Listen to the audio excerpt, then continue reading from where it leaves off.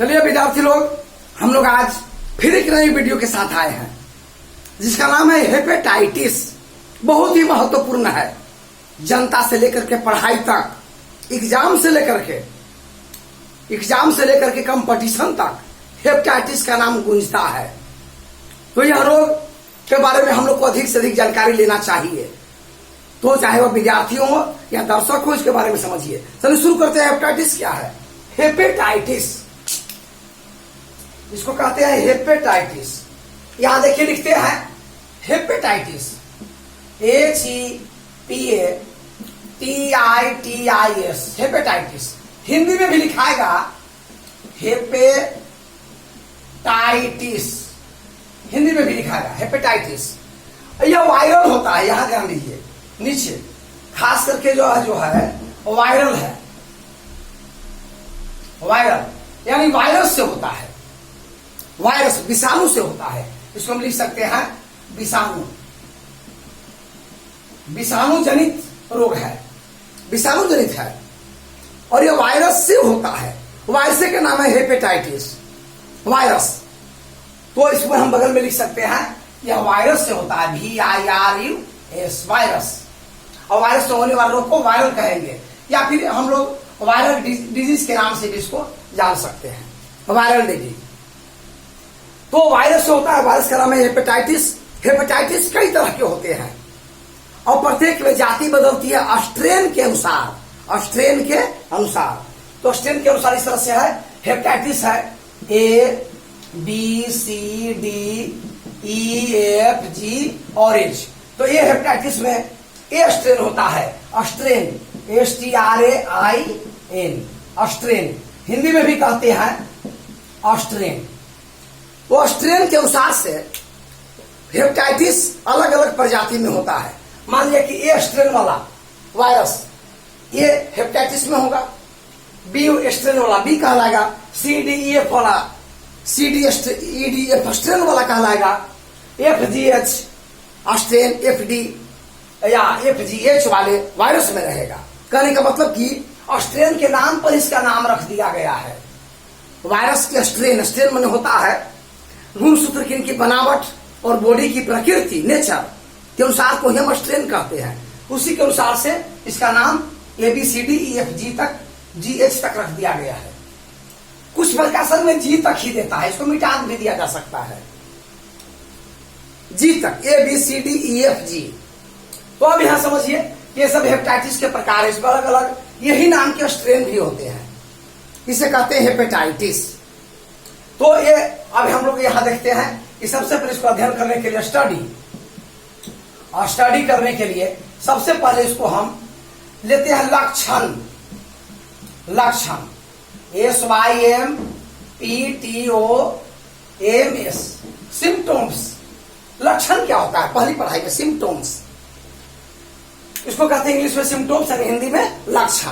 तो लक्षण यही होता है कि हेपेटाइटिस में बुखार रहती है, फीवर हटती नहीं साधारण दवाई से, जैसे सुमो है, कमिफ्लाम है, निसिप नाइसिप है, पैरासिटामोल है, कालपोल है, डेक्सोना के साथ मिलाइए टैबलेट के साथ, नहीं हटेगा, ये बिल्कुल नहीं हटेगा, क्योंकि इन दवाइयों से ज्यादा पावर इन हेपेटाइटिसों का होता है। बुखार लगा होता है। दूसरी बात, त्वचा, नेत्र के उजले वाले भाग, जीभ, तलहथी, तलवा सब पीले दिखते हैं, येलो कलर के, लगा कि हल्दी लगा हुआ है। लीवर बढ़ जाता है, लीवर का आकार जो है बढ़ जाएगा, लीवर हो जाता है बड़ा, लीवर बड़ा हो जाता है। ये सब इनके लक्षण हैं। सिर दर्द का होना, बुखार का लगना, बदन में दर्द का होना, शरीर में अन्यत्र में पीलापन, तलवा पीलापन, सब समझ गया। लीवर का बड़ा हो जाना, और इस प्रकार से लीवर काम करने में थोड़ी असमर्थ हो जाती है, तो भोजन खाने के बाद पचता नहीं, क्योंकि हम पढ़ चुके हैं कि लीवर पाचन तंत्र का मास्टर ग्रंथि है, इसी के आदेश पर भोजन पचता है। तो लीवर अपने पाचन तंत्र का मास्टर ग्लैंड है, तो इसको बड़ा हो जाने से इसका कार्य प्रणाली जो है, काम करने का सिस्टम है, गड़बड़ हो जाता है, अनियमित, या उसमें लेस या मूर हो जाते हैं।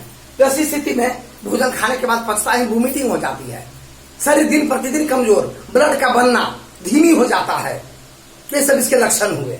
अब इसके बाद हम लोग दूसरा में पढ़ेंगे, खास करके आपको नियंत्रण। नियंत्रण प्लस हो जाएगा रोकथाम भी लिख सकते हैं, और रोकथाम इसको इंग्लिश में कह सकते हैं कंट्रोल, और प्लस दे सकते हैं प्रिवेंशन। Control plus prevention. अब इसमें नियंत्रण में क्या हो जाएगा कि कंट्रोल करने के लिए हमें गर्म तस्वीर का भोजन पर रोक लगाना है। लहसुन, प्याज, fast food, chow mein, fast food में चाउमीन वगैरह आ जाते हैं, पास्ता आ जाता है, ब्रेड पकौड़ा, तरह तरह के बाजार में छने तले हुए चीज आ जाते हैं, बहुत सारी चीज है, बर्गर पिज्जा हो जाता है, मिर्चा, गरम मसाला, मांस मछली, अंडे, घी, तेल, कार्बोहाइड्रेट भोजन पर रोक होना चाहिए। एक गर्म तस्वीर के हैं, और गर्म तस्वीर हमेशा लिवर के लिए अपोजिट काम करता है। कभी कभी सहन कर लेगा लिवर, लेकिन बार बार यदि हम गर्म तस्वीर का ऐसा भोजन को देंगे रोज, तो लिवर को अतिरिक्त एंजाइम देना पड़ता है, अंत में थक जाता है। तो इसलिए यह है नियंत्रण में। और नियंत्रण करने के लिए पानी को उबाल कर या अल्ट्रा वायलेट UV से उपचार करके पीना चाहिए। ये सब हुए आपको इसके कंट्रोल में, नियंत्रण में।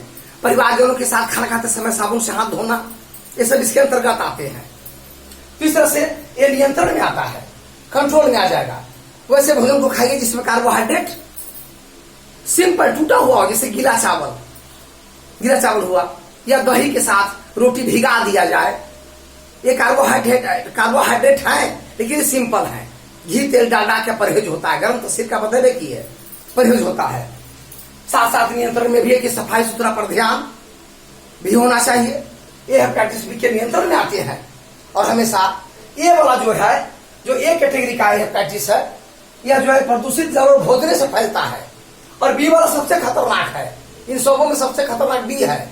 इसका बुखार जल्दी छूटता नहीं, और बाकी सब सिंपल होते हैं, उतना खतरनाक नहीं होते जितना कि बी है। तो बी पर हम टीके लगा दे सकते हैं, ये सबसे ज्यादा खतरनाक यही होता है।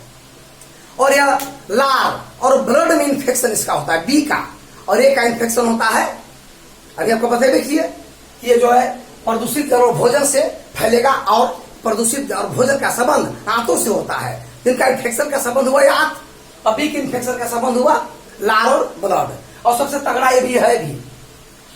तो इसी प्रकार से हम आगे बढ़ते हैं। ये नियंत्रण हुए। और रोकथाम में क्या करना है, साबुन से हाथ धोकर के भोजन खाने की जरूरी है। सुई लगाते समय इसका इंजेक्शन इंटरफेरोन का पड़ता है, इंटरफेरोन का इंजेक्शन कारगर होता है।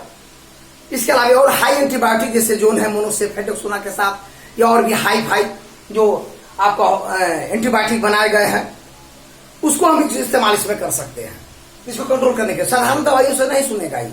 और लगातार रोज इंजेक्शन, रोज टैबलेट खाने की जरूरी कुछ सप्ताह तक रहती है, जब तक ये कंट्रोल में नहीं हो जाता। लेकिन डॉक्टर यदि इसके परसेंटेज निकालते हैं, हेपेटाइटिस क्या परसेंट है, उसके अनुसार से टाइम तय करते हैं। और टाइम के पहले ठीक तो हो जाता है, अब आदमी दवा खाना छोड़ देवे, तब क्या होता है कि फिर दोबारा उत्पन्न हो जाएगा। अब अब क्यों उत्पन्न होगा, तो कि दुगने ताकत से उत्पन्न होता है। क्योंकि हारे गए खिलाड़ी, हारा हुआ खिलाड़ी, घायल शेर, ये जब तैयारी करके आता है तो दुगनी पावर से आता है।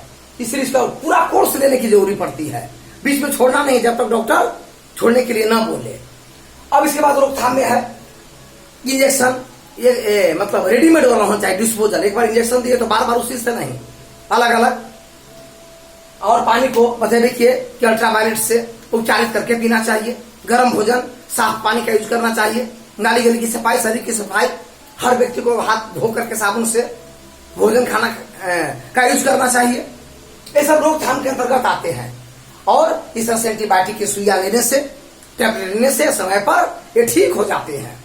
ऐसा नहीं कि असाध्य रोग है, लाइलाज रोग है, कभी ठीक ही ना होगा, ठीक होगा, लेकिन दवाई की आवश्यकता ज्यादा पड़ती है। एक चीज और समझिए कि जब ये कमजोर ज्यादा कर दे यदि, तो ब्लड चढ़ाने की भी जरूरी पड़ती है। तो ब्लड चढ़ाने से पहले ब्लड का HIV टेस्ट हो जाना चाहिए, क्योंकि एक तरफ तो ये ठीक करेगा, ब्लड उसको पावर दे देगा रोगी को, और दूसरी तरफ वो क्या करेगा कि HIV के संक्रमित इन्फेक्टेड कर देगा। तो और भयानक रोग है, HIV का इलाज नहीं है अभी।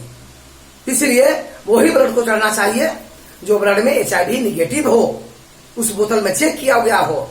ऐसे जिसका मन उसका ब्लड लेकर के चढ़ा देना उचित नहीं है। इसके अलावा और भी ब्लड की जांच होती है, जैसे कुछ ब्लड में और इन्फेक्शन नहीं होना चाहिए, एकदम शुद्ध रूप से और साफ ब्लड होना चाहिए। जो ब्लड बैंकों के निकाले गए बोतलों में मिलते हैं, हालांकि नहीं ब्लड डॉक्टर आंख मूंद के नहीं चढ़ा देते, लेकिन फिर भी इसका ध्यान रखना जरूरी है। तो इस तरीके से इसका नियंत्रण और रोकथाम है।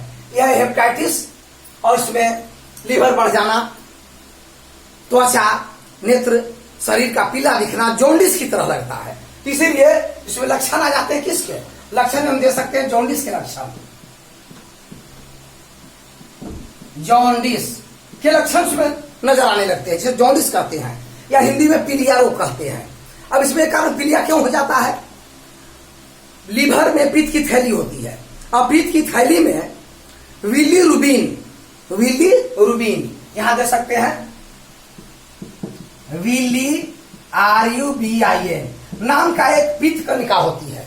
पित्त की कणिका यही ब्लड में बढ़ जाता है, और बढ़ने से पूरा बॉडी पीला पीला दिखाई देता है। और यही बिलीरुबिन के बढ़ने से लीवर के पित्त की थैली में पाया जाता है, कण है पित्त की। और इसी के बढ़ने से यूरोक्रोम बढ़ जाता है, यूरोक्रोम। इसके मूत्र का रंग भी पीला हो जाता है, पीला यूरिन, पीला पेशाब पीला हो जाता है। इस तरीके से पीलापन होने का कारण बिलीरुबिन का ब्लड में बढ़ जाना, जो पित्त कणिका है, और यूरोक्रोम का भी इसी के कारण से यूरोक्रोम का बढ़ जाना, पीला है। और लीवर भी क्या किया कि बड़ा हो गया, ये भी काम करना कुछ बंदे कर दिया है। तो ब्लड बनने की क्रिया अस्थि मज्जा में धीमी पड़ जाती है, धीमी गति। तो आरबीसी भी कम बन रहे हैं, इसके कारण से भी कुछ पीलापन आ जाती है। तो पीलापन होने के 3 कारण: लीवर का कमजोर हो जाना, बिलीरुबिन का ब्लड में बढ़ जाना, और बिलीरुबिन से यूरोक्रोम का मूत्र में बढ़ जाना। ये पीलापन रोग को दर्शाता है। इस तरह से यह जॉन्डिस का लक्षण हो जाएगा। देखिए, वास्तव में केवल जॉन्डिस का इलाज नहीं, इसमें इलाज होगा हेपेटाइटिस का इलाज होता है। वास्तव में हेपेटाइटिस है। ऐसे तो पेट में जोक होने के बाद भी ब्लड नहीं बनने देते, सब पोषक खा जाते तो शरीर पीला हो जाता है। तो जोक की दवाई उसको टेस्ट करने के बाद पता चलेगा कि यह शरीर का पीलापन जोक के कारण है, कि जॉन्डिस के कारण है, कि हेपेटाइटिस के कारण है। क्योंकि हेपेटाइटिस और जॉन्डिस में कुछ फर्क होता है। तो शरीर पीला होने के 3 कारण: पहला जॉन्डिस, दूसरा हेपेटाइटिस, और तीसरा पेट में जोक का होना और पोषक सुख लिया जाना। ये तीनों कारण, तीनों की जांच करने के बाद ही पता चलेगा कि किसका दवा करें, अंदाज से नहीं। तब तक वो दूसरा प्रभावी हो जाएगा अगर सही आपका निशाना नहीं लगा तो। इस तरीके से इसका अब इसमें भोजन ठंडे तसीर का चलेगा। हेपेटाइटिस में भी जॉन्डिस वाला भोजन, जैसे गन्ने का रस है, मूली है, गुड़ है, या केला है, फल है, हरा सब्जी है, ये सब ठंडे तसीर के भोजन है। और ये भोजन जो है लीवर को मजबूत करते हैं। और गर्म तसीर का भोजन, लहसुन, प्याज, मांस, मछली, अंडे, घी, कार्बोहाइड्रेट, फास्ट फूड लीवर को कमजोर करते हैं। ये जब कभी का चीज है, इसलिए बनाया गया है कि ऐसे ऐसे मांसाहारी भोजन जो है वो सप्ताह में 1 बार यूज होना चाहिए। क्यों रोज बना दिए हैं? इसीलिए रोज रोज नहीं, रोज रोज करने से मांस, मछली, अंडों को पचाने के लिए अतिरिक्त हर एंजाइम देना पड़ता है लीवर को, अतिरिक्त रूप से। और कितना देगा? रोज सुस्त पड़ जाता है और भोजन पचता नहीं फिर। इसीलिए ऐसे से भोजन का नियंत्रण होना चाहिए। इसमें भी हेपेटाइटिस में भी ठंडे तसीर के भोजन की ही आवश्यकता होती है, गर्म तसीर की नहीं। और दवाइयां चलती है, सुइयां चलती है, जिसे इंटरफेरोन बता देती है, और इस तरह से हेपेटाइटिस से बच सकते हैं। और खास करके भोजन, जल, रहन सहन, आवास, शरीर, परिवार की स्थिति सबको स्वच्छ रखना जरूरी है, तब हेपेटाइटिस से बचा जा सकता है। कभी कभी तो इतना विकराल रूप ले लेता है कि इसको इलाज करने के लिए लोग कहां से कहां तक चले जाते हैं। एक अच्छे डॉक्टर की आवश्यकता होती है, और इसको पूरा कोर्स लेना चाहिए। बीच में अगर हो गया फिर से, तो दोबारा शक्ति के साथ आएगा। जैसे फुटबॉल में, क्रिकेट में हारा गया खिलाड़ी, फिर से बॉल लेकर के, पावर लेकर के प्रैक्टिस करके आता है। ये भी प्रैक्टिस करके आएगा और कहेगा कि ठहरो, अब की तुरंत हम सरिया देंगे। इसलिए इसका पूरा कोर्स लीजिए ताकि दोबारा खेलने मैदान में ही नहीं आए। That is called hepatitis, viral disease. और इसको ध्यान से पढ़िए, सब्सक्राइब करिए, लाइक करिए। अगला वीडियो लेके आते रहेंगे हम। धन्यवाद, फिर मिलेंगे।